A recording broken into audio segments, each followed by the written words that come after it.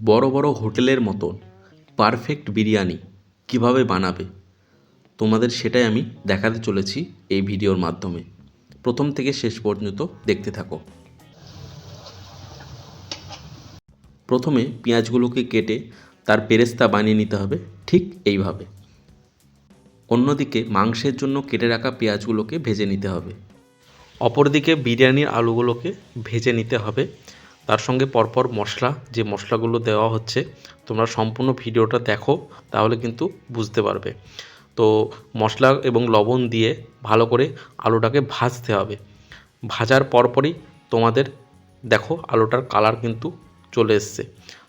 অন্যদিকে যে পেঁয়াজটা ভাজা হচ্ছিল তার মধ্যে মাংসটা দিয়ে দিতে হবে।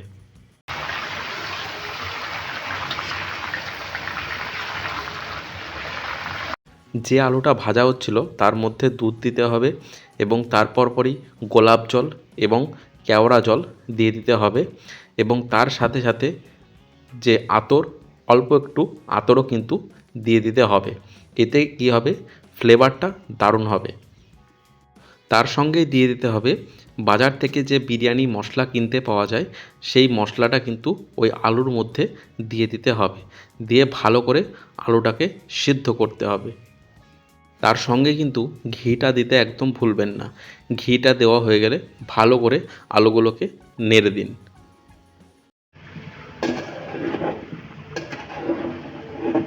আলুগুলো মোটামুটি সিদ্ধ হয়ে আসলে তার উপর দিয়ে পেঁয়াজ বেরেস্তা ছড়িয়ে দিন।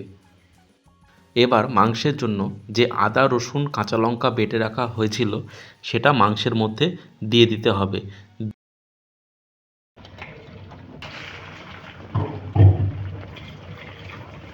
তারপর পরই দিয়ে দিতে হবে স্বাদ মতন লবণ। দিয়ে মাংসটাকে কিন্তু ভালো করে কষাতে হবে এবং তারপর পর দিয়ে দিতে হবে লঙ্কার গুঁড়ো, কাশ্মীরি লঙ্কার গুঁড়ো।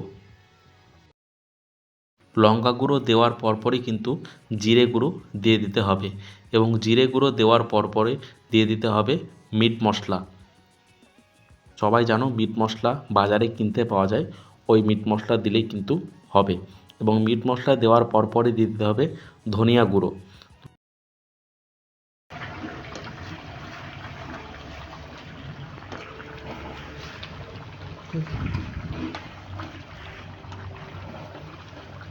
মাংস কষানোর মধ্যেই দিয়ে দিতে হবে অল্প পরিমাণ টক দই এবং মাংসটার সাথে ভালো করে টক দইটাকে মেশাতে হবে।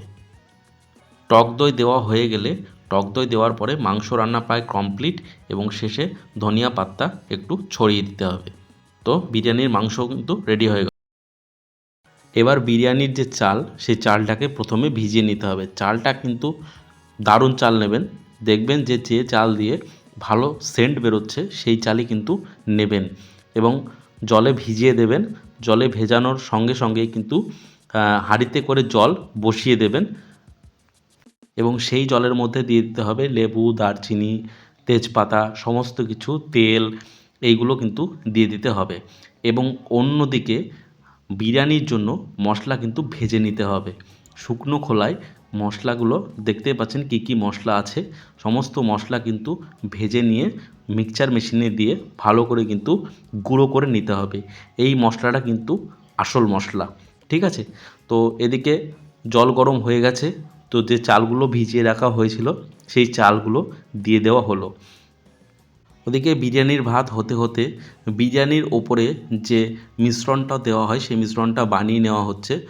মাংস এবং পেঁয়াজের রসের মধ্যে প্রথমে দুধ এবং তারপরে দই দিয়ে দিতে হবে এবং তারপরে পরই কেওড়া জল, গোলাপ জল এবং মিঠা আতর সমস্ত কিছু কিন্তু এক এক করে দিয়ে দিতে হবে। এটাই কিন্তু বিরিয়ানির আসল মিশ্রণ, ঠিক আছে?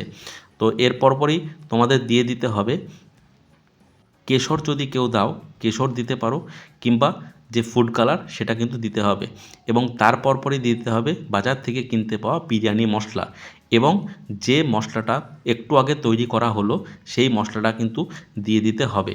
দেওয়ার পরে শেষে দিতে হবে কিন্তু অল্প পরিমাণ ঘি দিয়ে ভালো করে মিশ্রণটাকে মেশাতে হবে। এই মিশ্রণটা কিন্তু বিরিয়ানির লেয়ার কিন্তু তৈরি করতে কাজে লাগবে। তো এবার হচ্ছে বিরিয়ানির হাঁড়ি সাজানোর পালা। তো একটা ডেচকিতে যে মিশ্রণটা তৈরি করে রাখা হয়েছিল সেই মিশ্রণটা প্রথমে দিয়ে দিতে হবে। মিশ্রণটার উপরে আবারও অল্প পরিমাণ ঘি দিয়ে দিতে হবে।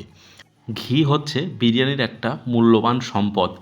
তো মিশ্রণটা দেওয়ার পরপরই দিয়ে দিতে হবে আলু। তো বিরিয়ানির আলু হচ্ছে মোস্ট ইম্পর্ট্যান্ট। তো প্রথমে আলুগুলো দিয়ে তার মধ্যে একটু পেঁয়াজ বেরেস্তা দিয়ে দিতে হবে। তারপরে মাংস দিয়ে দিতে হবে, যে মাংসটা কষিয়ে রাখা ছিল। মাংস আমরা দুই ধরনের নিয়েছিলাম, একটা হচ্ছে লেগ পিস এবং আর একটা হচ্ছে লেগের পরের অংশ। তো এই দুই ধরনের মাংস কিন্তু আমরা নিয়েছিলাম। তো মাংস দেওয়া কমপ্লিট, এর পরপর দিতে হবে মাংসের যে গ্রেভিটা সেটা কিন্তু দিয়ে দিতে হবে। দেওয়ার পরপরই পেঁয়াজ বেরেস্তা দিতে হবে। পেঁয়াজ বেরেস্তার পরে দিতে হবে যে দইটা রাখা ছিল সেই দইটা কিন্তু ওপর দিয়ে দিয়ে দিতে হবে। তার উপরে দিতে হবে সামান্য 4টে থেকে 5টা কাঁচা লঙ্কা এবং তার উপরে দিতে হবে ধনিয়া পাতা এবং তার উপরে দিতে হবে গুঁড়ো করে রাখা মশলা। তো ভাত 80% সেদ্ধ হয়ে গেছে। তো এবার ভাতগুলো ওর উপরে কিন্তু দিয়ে দিতে হবে। দিয়ে দেওয়ার পরে একটা ঢাকনা দিয়ে ভালো করে ঢেকে দিতে হবে প্রায় আধা ঘন্টা 40 মিনিটের জন্য। তো বিরিয়ানি দেখতেই পাচ্ছ কমপ্লিট হয়ে গেছে।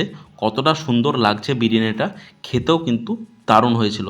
2 পিস মাংস এবং তার সাথে এতগুলো রাইস, তার সঙ্গে স্যালাড, 1 পিস আলু, দাম কত হতে পারে তোমরা অবশ্যই জানিও।